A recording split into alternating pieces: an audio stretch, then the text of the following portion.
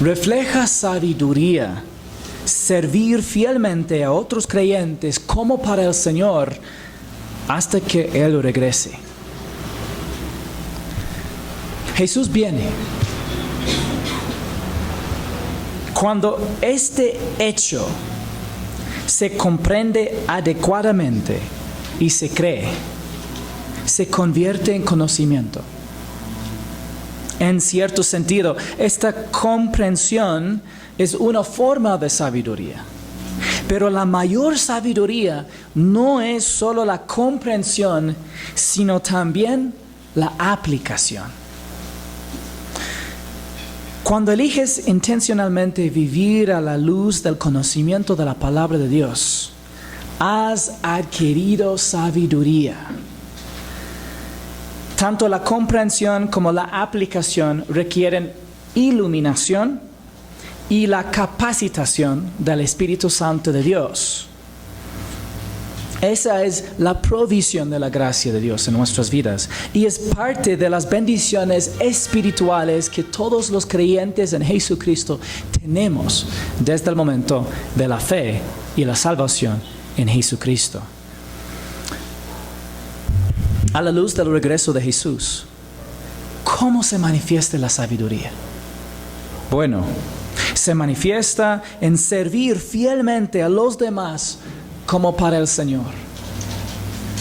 Y así, por favor, abran sus Biblias conmigo en Mateo capítulo 24, versículo 42. Mateo 24, 42. Aquí leemos. Por tanto, velen, porque no saben en qué día viene su Señor. ¿Se fue?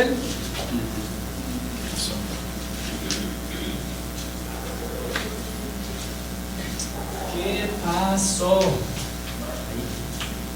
Así volvió, solito. No. Qué raro. ¿Qué? Hay una solución.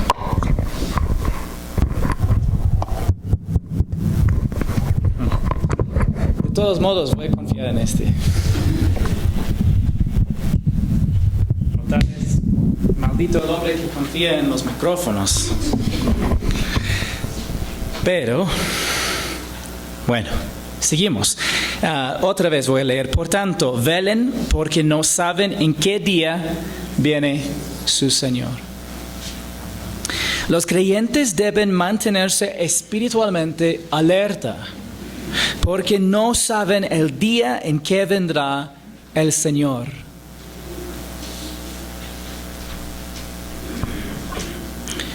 Hay muchas preocupaciones que tenemos en la vida presente.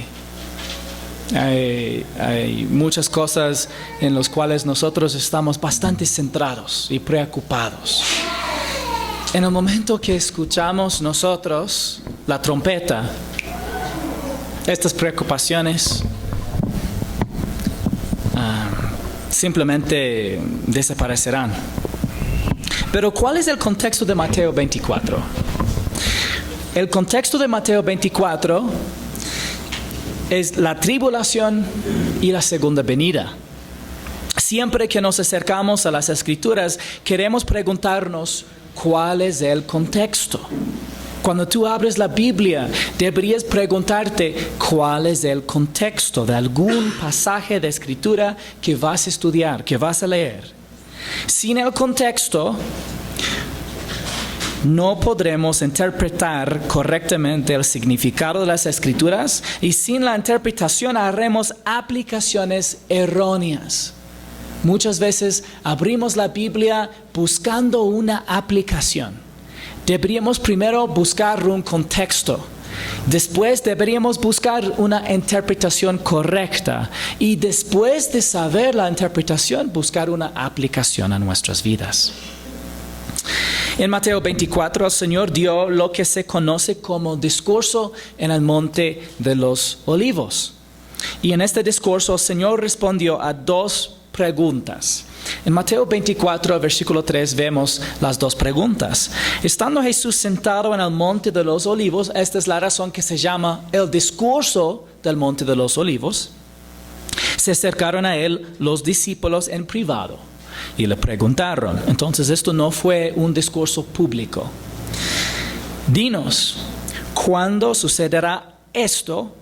Y en el contexto inmediato, Jesús predijo la destrucción del templo judío.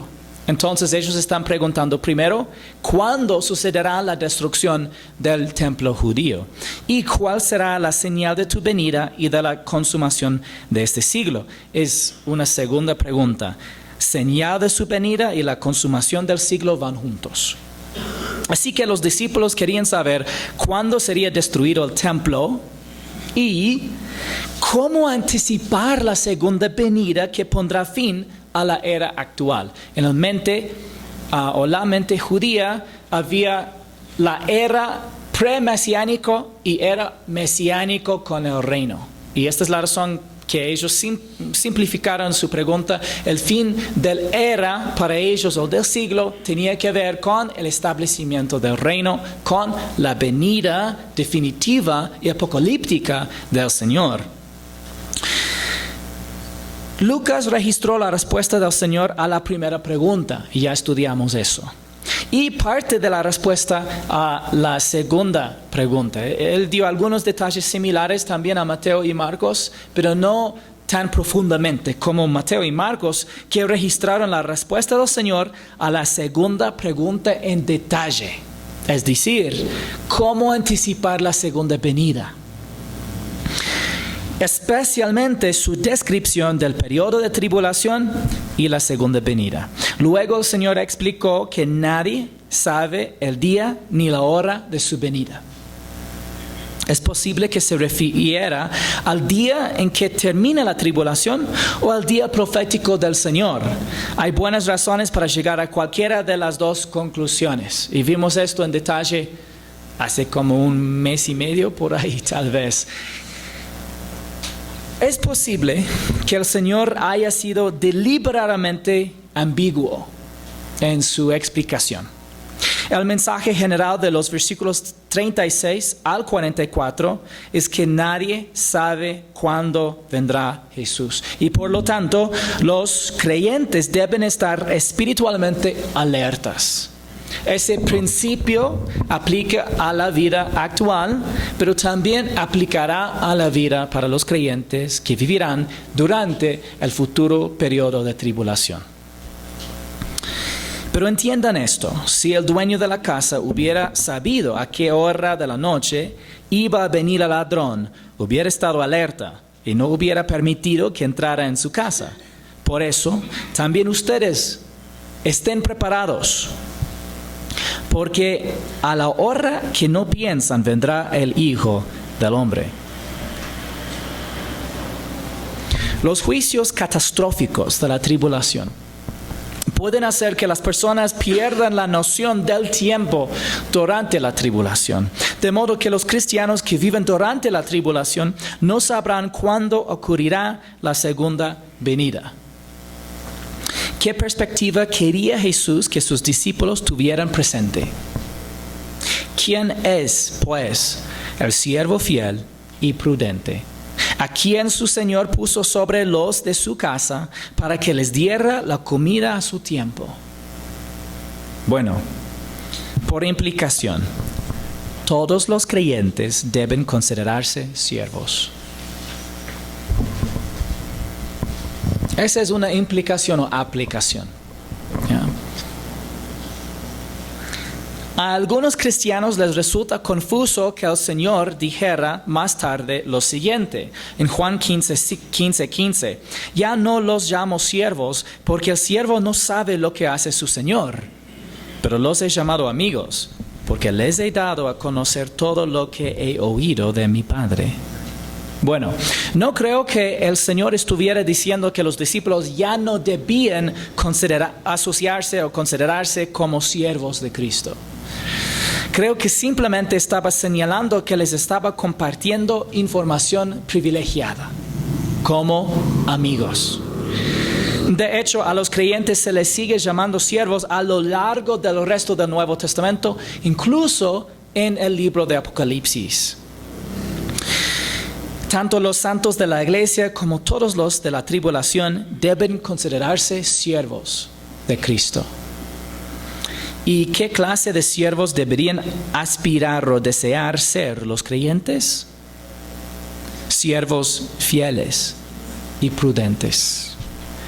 Los creyentes deben aspirar a ser siervos fieles y sabios o prudentes. Es parte de la meta para los hijos de Dios. ¿Qué significa ser fiel? Ser fiel significa ser digno de confianza. Implica que alguien hace lo mismo y lo correcto una y otra vez. Implica constancia y también veracidad. Que habla la verdad, que guarda la verdad y que defiende la verdad. ¿Qué significa ser sabio o prudente? Bueno, ser sabio implica no solo entendimiento, aunque esto es parte de la sabiduría, sino también la capacidad de aplicar el conocimiento a la vida. El siervo es sabio porque conoce la voluntad de su Señor y actúa conforme a ella. Recuerda que la información y el conocimiento no son un fin en sí mismos. A veces los cristianos tratan a las Escrituras como simplemente un medio de llegar a conocimiento, en vez de ver conocimiento de la palabra como medio a transformación y buenas obras. Y también conocimiento del Señor en la relación personal. Sí, pero esto es parte también de la transformación interior. ¿Cuáles son algunos objetivos de la información y el conocimiento? El primer objetivo es la transformación interior. Cuando estudiamos la palabra de Dios y meditamos en la persona de Jesucristo, crecemos en el conocimiento de Cristo. Y el Espíritu Santo usa la palabra de Dios para transformarnos, para que reflejemos el carácter de Cristo. En otras palabras, cuando aprendemos intencionalmente la palabra de Dios, y cuando digo intencionalmente estoy hablando de acercándonos a la predicación o la lectura de la palabra para conocer al Señor, para conocer su voluntad y para ser transformados. Otra palabra para transformación es cambio. Y acercamos a Dios no para que nos afirme, sino para que nos transforme. Y hay una gran diferencia. Esa transformación interior se manifestará en el exterior. Al adoptar el pensamiento y las actitudes de Cristo, como vemos en Filipenses capítulo 2, la actitud de Cristo es humildad, y esa humildad se manifiesta en el servicio sacrificado para el beneficio de los demás. Actuaremos en armonía con la voluntad del Padre, tal como lo hizo Jesús. Otra vez como vemos en Filipenses capítulo 2. Y eso refleja sabiduría. La sabiduría no solo conoce lo que dice la palabra de Dios, sino que aplica esa sabiduría a la vida. Supongamos que vives en la costa y recibes una alerta de tsunami en tu teléfono. ¿Sabes lo que es un tsunami? Es una onda tan grande y fuerte que destruye edificios y muchas personas mueren cuando llega un tsunami a la costa si no hay alguna advertencia de antemano. Pero digamos que recibes una alerta de tsunami en tu teléfono de antemano. Y digamos que sabes todo de los tsunamis y lo peligrosos que son. Y tienes un gran aprecio por la ciencia de los tsunamis. Y has documentado muchos casos de tsunamis a lo largo del último siglo. Tú eres un maestro y científico de tsunamis. Pero cuando recibes la alerta de tsunami, no buscas refugio. Y cuando llega el tsunami, mueres. ¿Alguien diría que eres sabio solo por saber mucho sobre tsunamis? Probablemente no. Antes del tsunami sí, ellos dirían, él tiene mucha iluminación, entendimiento profundo acerca de tsunamis. ¿Ya? Y tal vez muchos pueden decir, qué chévere que un hombre sepa tanto acerca de los tsunamis. Pero en el momento cuando él no hace caso a su propio conocimiento, en vez de verlo como sabio, lo ven como lo opuesto. ¿Sí o no? Y no uso el ejemplo de tsunami para asustarte. Simplemente creo que ilustra claramente la diferencia entre la sabiduría como la habilidad de entender la verdadera naturaleza de las cosas, que es una forma de sabiduría muy importante. Y deberíamos buscar un conocimiento más profundo de nuestro Señor y de su voluntad en las Escrituras. Pero también hay la sabiduría como la capacidad de aplicar el conocimiento, que es en muchos sentidos aún más importante. ¿Cómo se refleja este principio en nuestras vidas? Bueno, aplicación. A veces conocemos la voluntad de Dios, pero el miedo nos paraliza. O los deseos contrapuestos nos distraen. Y como resultado, no damos un paso de fe. Dios tiene mucho más para nosotros, hermanos. No promete ni salud ni riquezas, pero sí promete suficiente gracia y el poder de su Espíritu para capacitarnos para hacer todo lo que nos ha llamado a hacer. Es una buena razón de aplicar su palabra por la fe, de tomar un paso por la fe. Y aquí mencione a quien su Señor puso sobre los de su casa. Debemos tener presente que sí tenemos un Señor, y es el Señor Jesucristo. Las Escrituras describen nuestra relación con el Señor de diversas maneras. Él es nuestro Salvador, es nuestro Dios, es nuestro Padre, aunque también es distinto del Padre, todavía es un Padre, en un sentido espiritual todavía, porque es Dios. Y es un hermano, a la vez es un esposo, a la vez es un amigo, pero todavía sigue siendo Señor. Estas no son descripciones contrapuestas. Nos ayudan a comprender las dimensiones de nuestra relación con Cristo. Porque a veces, tal vez, tú puedes ver un video en YouTube o en las redes sociales, tal vez en Instagram, y una persona está hablando con mucho ánimo y dice, mira, cómo muchos tratan a Jesús más como Señor y Dios, pero deberíamos reconocer que Él quiere que relacionamos con Él como amigo. Pero ellos están buscando una dicotomía o un contraste en dos conceptos que realmente no existe.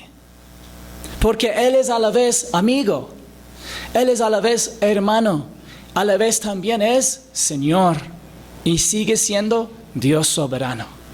Y deberíamos ver que todas estas descripciones del Señor concuerdan y a la vez armonizan para demostrarnos toda la grandeza de qué es nuestro Dios. Debemos aceptar estas descripciones, todas, y reconocer la naturaleza multifacética de nuestra relación con el Señor. Una manera importante de orientarnos hacia el Señor es reconocer que Él es Señor y dueño del universo, material e inmaterial. Ahora, ¿sobre qué ha puesto sus siervos? Sobre los de su casa. Jesús pone sirvientes a cargo de su casa. ¿Y cuál es su responsabilidad?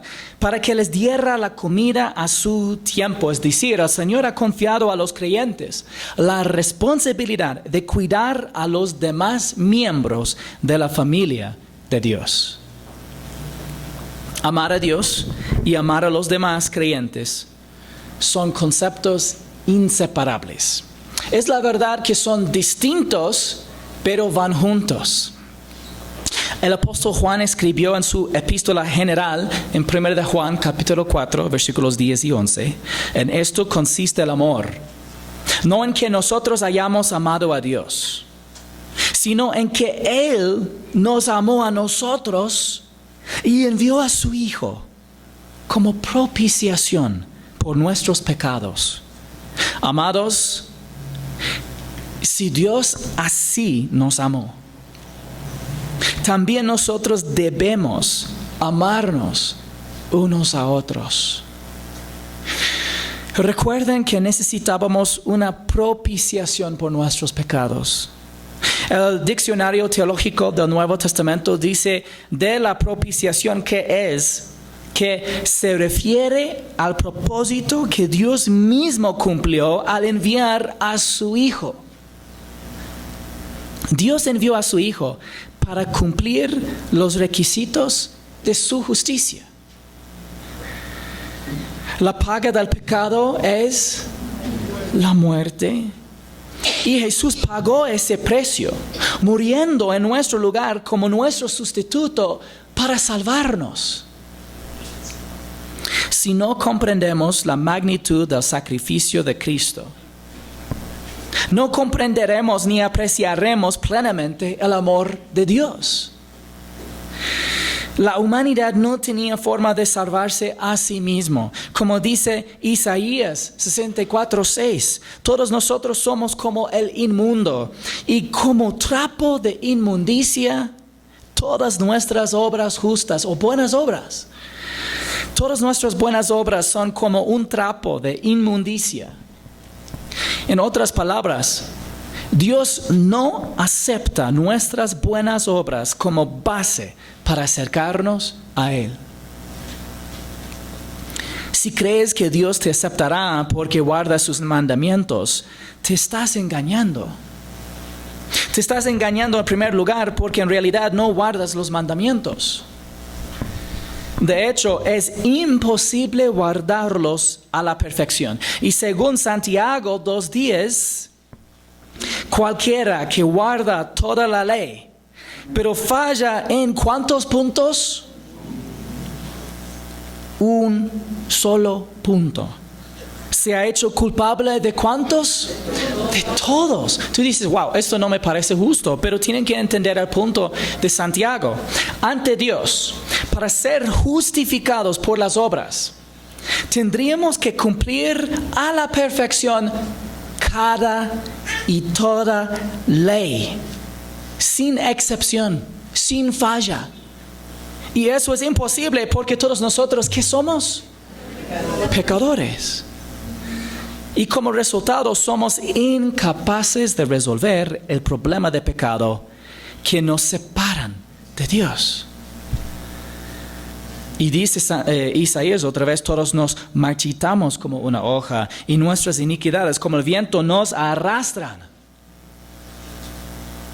Esto nos ayuda a comprender que necesitamos un Salvador. Todos aquí necesitamos, y de hecho todavía necesitamos el Salvador. Y nos hace sentir mucho más agradecidos por su sacrificio, porque fue la única manera de ser salvos y tener una relación personal con Dios. Si no entendemos la cruz, no entenderemos el amor de Dios. Y si no entendemos el amor de Dios, no vamos a entender tampoco la carga que nosotros tenemos también para amar a los demás. Obviamente, si nunca hemos entendido la cruz, entonces ni somos salvos. Pero es importante que mantenemos presente en la mente la importancia del mensaje de la cruz y el amor de Dios que demostró cuando dio su vida por nosotros.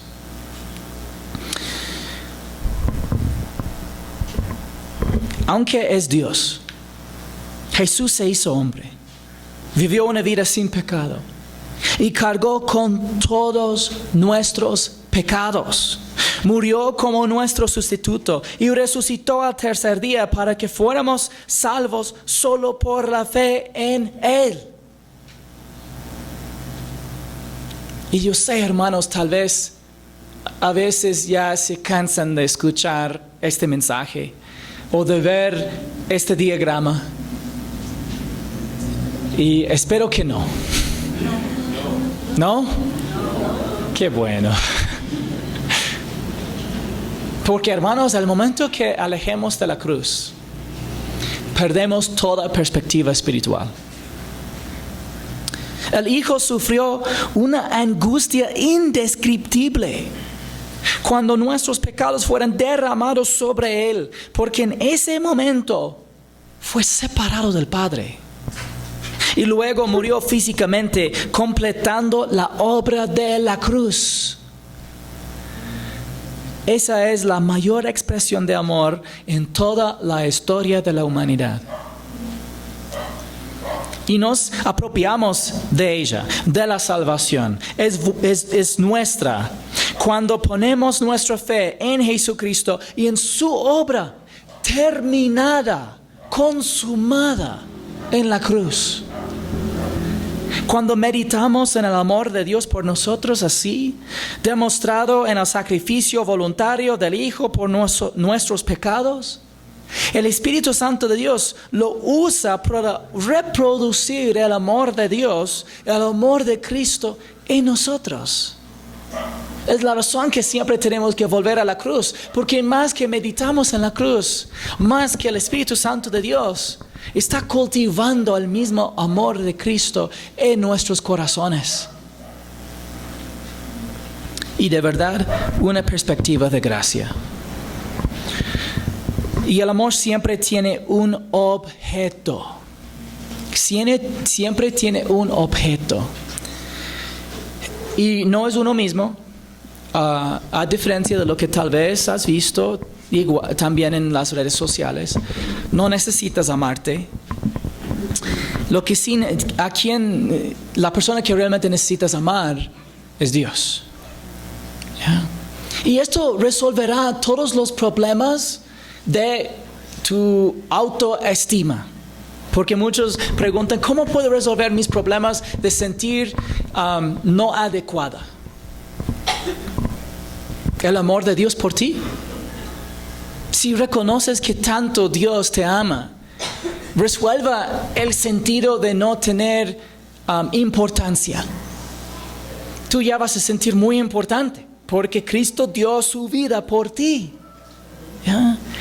Y en vez de enfocar mucho en ti, intentar desarrollar un concepto acerca de aprecio para uno mismo, si tú enfocas todo en el amor de Dios, tú vas a desarrollar en amor por Dios.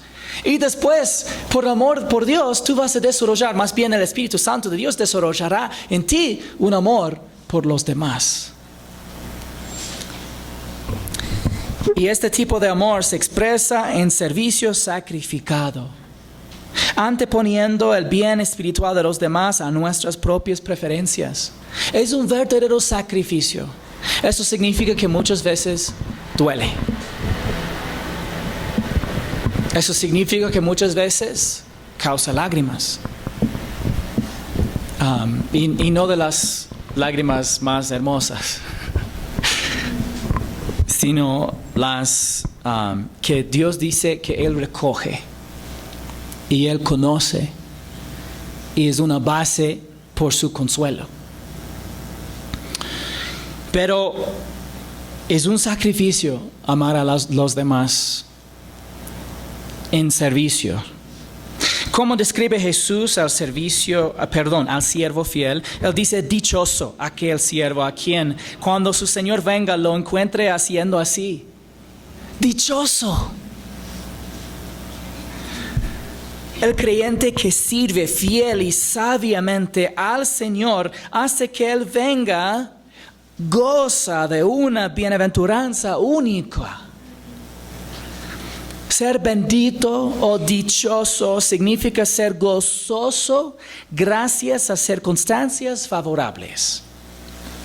Pero en este caso es una circunstancia favorable para ser hallado fiel. ¿Por qué? Él dice, de cierto les digo que lo pondrá sobre todos sus bienes. Jesús dará responsabilidades especiales a los creyentes fieles. Y hermanos, ese es un cambio de paradigma. Es una perspectiva absolutamente diferente que las perspectivas de este mundo. ¿Por qué? Dios dice, dichoso el siervo que sirve a otros como para su Señor. Y dichoso, ¿por qué? El Señor lo dará más trabajos después. Tú dices, no, gracias. No, hermanos, les aseguro, en el momento que nosotros muramos, nuestras perspectivas instantáneamente serán ya conformadas a la perspectiva eterna. Pero tenemos la oportunidad hoy de leer las Sagradas Escrituras y de permitir que el Espíritu Santo de Dios cambie nuestra perspectiva ahora. Esa es transformación interna. Luego lo pone al frente de todas sus posesiones, al creyente, siervo, fiel. La idea es esta: si eres fiel en las cosas que el Señor te ha confiado en esta vida, Él te confiará más en la eternidad. Observa la grandeza del servicio en sí. Es un privilegio que se te confíe servir a otros creyentes en el tiempo presente. Y será una bendición única que se te confíe la autoridad y el gobierno en el milenio y la eternidad. Esta es una perspectiva eterna. Y permítanme recordarles que servir es un privilegio que deberíamos valorar. Si bien es una carga, todos llevamos cargas. Y muchas de ellas son cargas que deberíamos dejar. Pero las cargas que recibimos del Señor conllevan la promesa del poder divino por la gracia de Dios para llevarlas. Esa es la diferencia. Quizás te preguntes cómo puedes servir. Porque a veces dicen, pero ¿cómo podré yo servir? Un buen punto de partida son las oportunidades de servir. El apóstol Pablo escribió a los creyentes de Galacia: así que entonces hagamos bien a todos según tengamos oportunidad, y especialmente a los de la familia de la fe. Y hermanos, si estamos dispuestos, veremos oportunidades para servir y nos embarcaremos con entusiasmo en la complicada tarea de amar y servir a los demás. Y cuando digo complicada, digo de la manera común, como muchos dicen complicada, hablando de algo que es difícil, pero en el sentido que tiene muchos aspectos que tal vez solamente por su apariencia son desagradables. Hay muchas cosas, podemos decir, desagradables en servir a otros. Les doy un ejemplo, porque tal vez tú dices, si es desagradable, entonces no debería ser una forma de servir. A ver, ¿es agradable cambiar pañales? No, ¿no es cierto? Es muy desagradable. Y las madres y algunos padres cambian pañales. Y no solamente una vez. Pobres padres y madres. ¡Wow! Yo pasé un tiempo con mis cuñados y cuñadas y ellos tienen hartos bebés. Y están a cada rato cambiando pañales. Y yo de lejos. Y ni quiero ver, mucho menos oler lo que está pasando por allá. Y la razón que les hago esta comparación es porque todos vemos la dignidad, hermosura y valor inherente de ser mamá o papá fiel, que no cambia los pañales una vez, sino una y otra vez, que cuide a los niños, que los corrige. Yo vi a estos niños y necesitaban corrección, pero todo el día. Los pobres padres enseñando, instruyendo, corrigiendo constantemente. Por amor. Ellos tienen un amor que aprendieron en circunstancias con las divisas o práctica de amor. Es decir, que ya fueron obligados de amar. Y por esa ya obligación y práctica desarrollaron un amor cada vez más fuerte. Y más fuerte y más fuerte. Y durante toda así la niñez de los hijos, una vez que los padres muchas veces tienen un vínculo súper fuerte con sus hijos, es porque han practicado el amor tanto y una y otra vez hasta que simplemente es parte de su forma de pensar y su forma natural de vivir. Pero con otros es mucho más difícil amar así. Pero todavía tiene valor, aunque sea una tarea complicada. Así que, hermanos, a veces cometeremos errores y tendremos que admitirlos. A veces haremos lo correcto y tendremos que darle la gloria a Dios.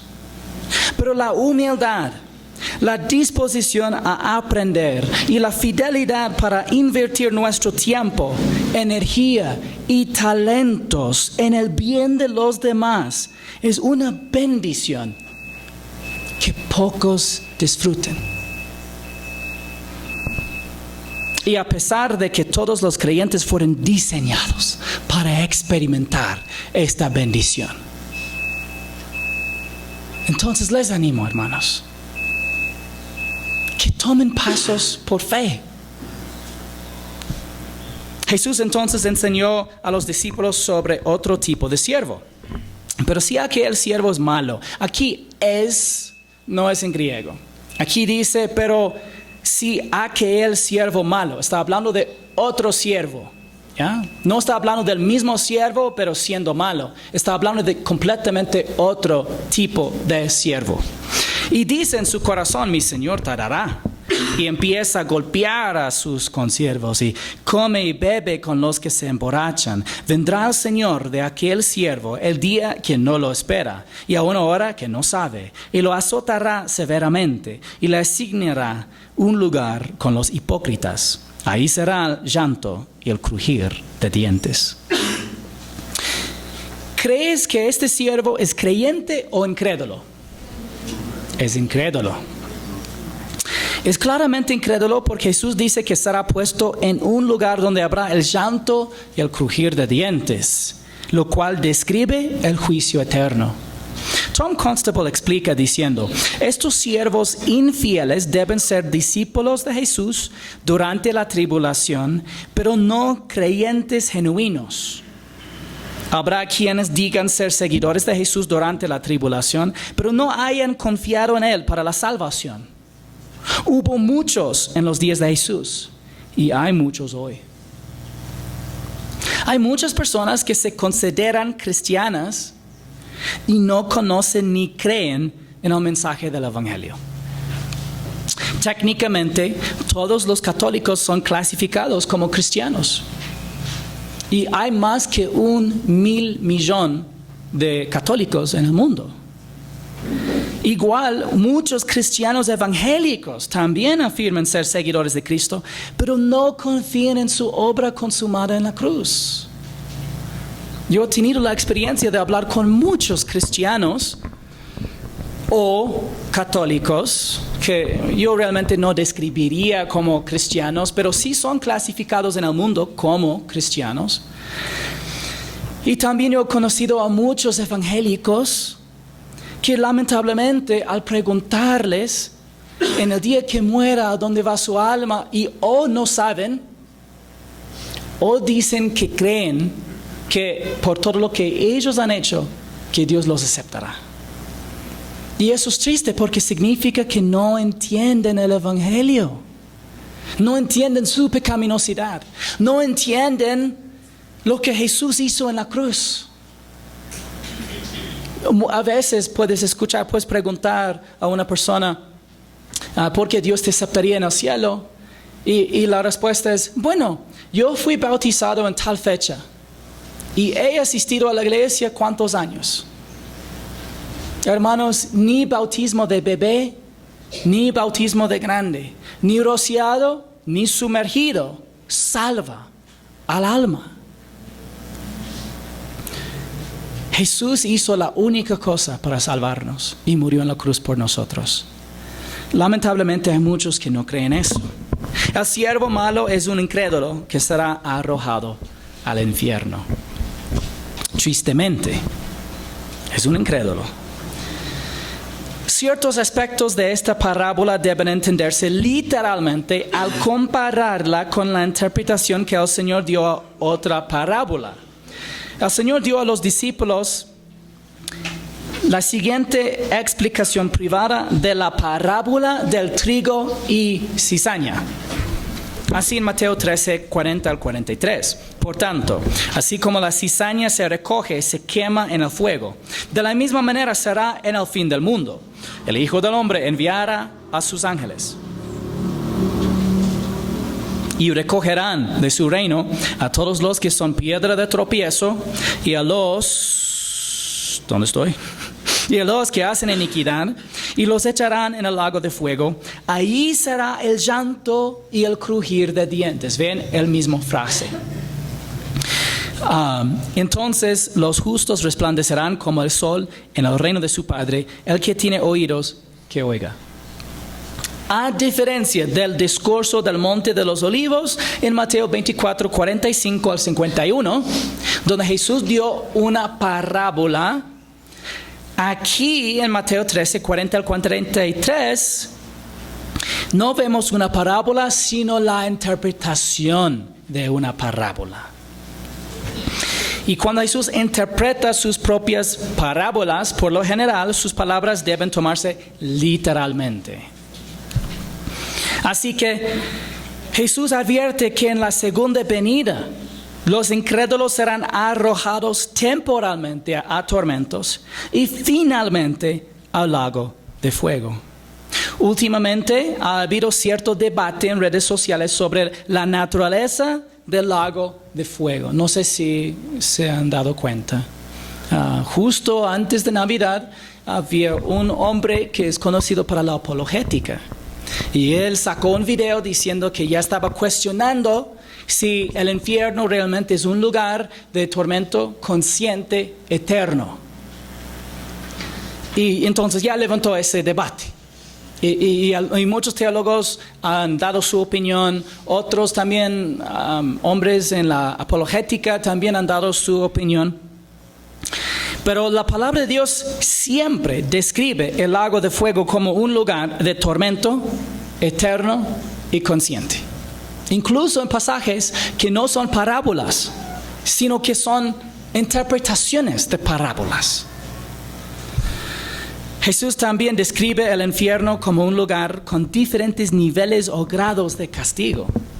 Será peor para algunos que para otros.